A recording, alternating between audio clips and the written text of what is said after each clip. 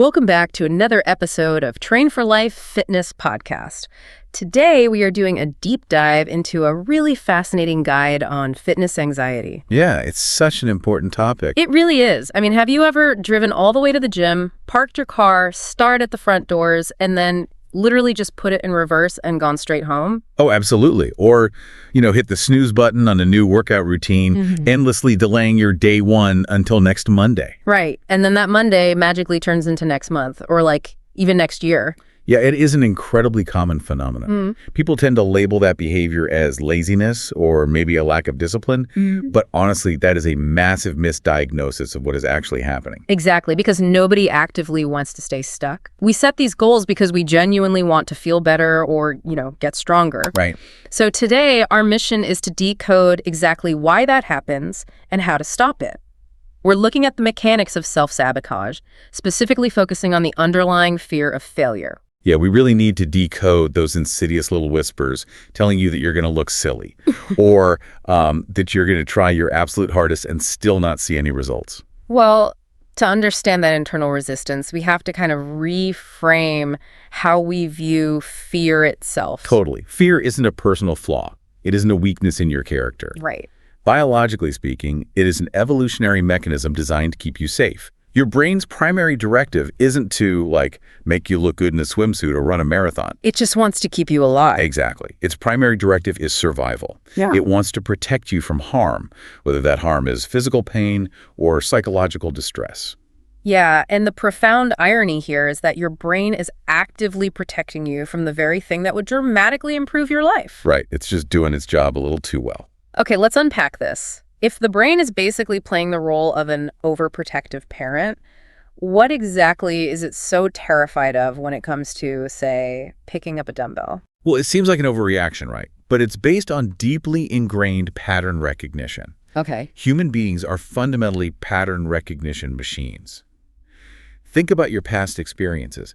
If you have attempted a fitness routine before, maybe a highly restrictive diet or some grueling boot camp and it didn't end well, your brain logged that event. Ah, so it remembers the physical exhaustion. Yes, the hunger, and most importantly, the emotional disappointment of not getting the desired results. So it essentially treats a new workout plan the same way it treats touching a hot stove. Exactly. It's hoarding evidence against you, basically saying, hey, remember the last time we tried this? It was painful. We felt like a failure. Let's not do that again. That makes so much sense. And because the brain wants to avoid a repeat of that distress, it boots up into a sort of psychological safe mode. It creates an environment where you are insulated from the risk of trying. Right, and the source material points out that the most common manifestation of this safe mode is perfectionism. Yeah, it's the ultimate defense mechanism. Yeah. It's crazy because we usually think of perfectionism as this relentless drive for excellence, but it's actually an all-or-nothing trap. It guarantees you never actually have to be vulnerable. Perfectionism establishes the toxic belief that you must eat perfectly clean 100% of the time or train super hard every single day or you shouldn't even bother. It's like getting a flat tire on your car and deciding to slash the other three just because the drive wasn't perfect. Oh, wow. That is a great way to put it. Yes. But I have to ask, is this really a fear of failure? Or is it just an excuse our brain creates to avoid the discomfort of trying? What's fascinating here is that the brain is essentially a prediction engine. It actually prefers the absolute certainty of doing nothing over the risky uncertainty of a new routine. Wow, okay. Yeah. By setting the bar at flawless, your brain manufactures a convenient built-in excuse to quit. Because no one can be flawless. Yeah. You eat a slice of pizza on a Tuesday and the brain says, well, the streak is broken, might as well stop entirely. Right. It's an incredibly manipulative tactic by our own subconscious. And that desire to avoid effort is compounded dramatically by the comparison trap. Oh, the social media trap. Yeah. Where you compare your day one to someone else's year 5. Yes. You're looking at a highly curated, professionally lit version of a fitness influencer and comparing it to your raw, uncomfortable starting point. Which just crushes your motivation before you even tie your shoes. From an evolutionary standpoint, the brain is an energy miser. It constantly calculates the metabolic and psychological cost of any action. So it looks at that massive gap and just shuts down your motivation to conserve resources. Exactly. It induces immediate paralysis. And even if you manage to actually get yourself to the gym, you run into another primal fear, the fear of judgment. That visceral worry about what everyone else is thinking, like, are they watching me struggle on the treadmill? Are they silently critiquing my form? Right. And we have to trace that back to our evolutionary need to belong to a tribe. Historically, if you were judged poorly by your tribe, you risked being ostracized. And being cast out meant almost certain death. Exactly. So stepping into a highly visible environment like a gym sets off massive alarm bells in the amygdala, your brain's primitive threat detection center. Okay, so we're fighting a multi-front war here. Past failures, perfectionism, comparison, and the fear of judgment. It's a lot. Yeah, so if brute forcing our way through this isn't sustainable, how do we actually hack this mental protection mechanism? The only way out is shifting from a fear-based, fixed mindset to a growth mindset. And the very first step is redefining the concept of failure itself. Let's break that down, because the old script in most people's heads is, if I miss a workout, I've failed. Right. It views failure as a permanent identity. The growth mindset requires viewing failure merely as data. So missing one workout doesn't erase all my progress. Exactly. It just gives you information on how to adjust your schedule tomorrow. Yeah. Failure is a necessary part of learning. Here's where it gets really interesting, because if you reframe failure as just data collection, it completely changes what you value. It naturally leads to valuing effort over outcomes. Yes, and we live in a culture that demands immediate gratification. We want prime shipping on our physical bodies. We think, I've been sweating for 2 weeks and the scale hasn't moved, so this is pointless. But that outcome dependency is a trap. Physical outcomes are delayed and influenced by genetics, sleep quality, stress, things outside your immediate control. So the pivot here is simply being proud of showing up. Consistency beats perfection. Absolutely. Because effort is entirely within your locus of control.